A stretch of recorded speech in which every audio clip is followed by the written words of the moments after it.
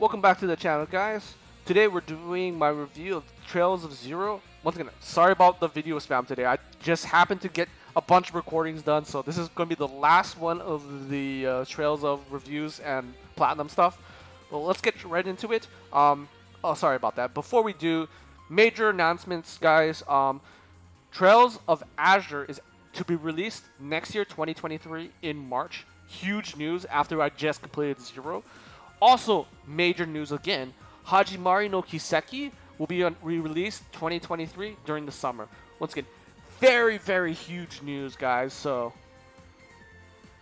let's just get straight into the video. And I know people are going to definitely be happy about that. I am very happy that people finally get to play these games. But let's get into the review. The good. Let's get into the good because this is going to be really fast. It's Trails of game. It's the old style of Trails of game. It's mostly akin to Trails of Cold Steel 1 with a lot of the mechanics. You need to understand the mechanics of the game. You need to understand weaknesses. You need to understand that you need to break stuff, when to order stuff, how to prepare for bosses, what statuses you need to be able to beat them. So you're going to need to know a bunch of that kind of stuff.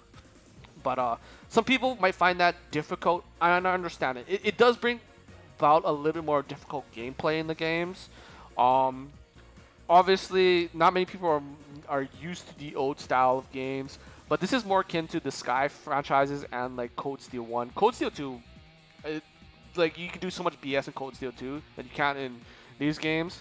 So yeah, in those games, in Cold Steel 1 especially, you can S-craft spam way more easy than you can in these past games. So you do need the preparation, and that's where I feel like a lot of the hard points come to a lot of newer players that aren't used to this.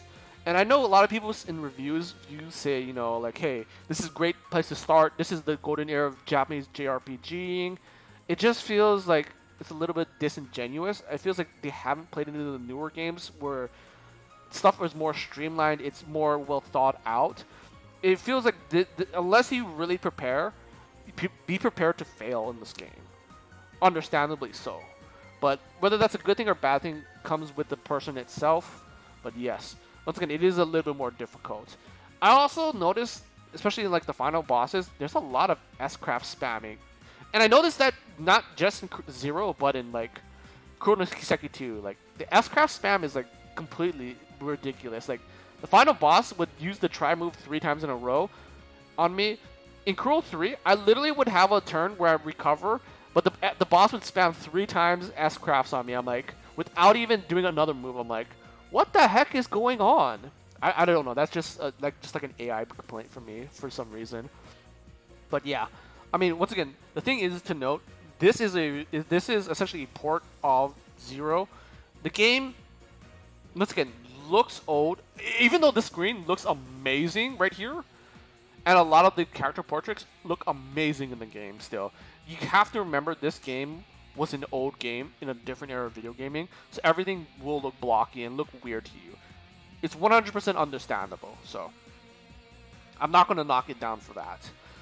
But to say, you know, like, this is where everyone should start, I do think if you should start here rather than CS1, because CS1 is such a huge improvement to the graphics wise, and it feels easily more playable.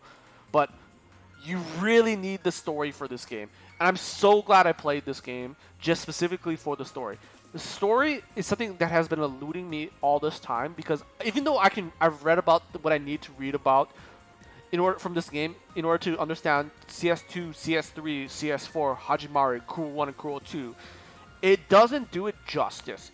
Reading about everything doesn't do it the justice of actually playing this game and seeing the story for yourself. Which I am very... I think this is amazing. I can't wait for for Azure to come out.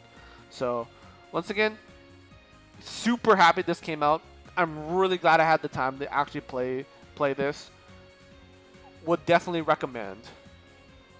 Until the next time, peace out.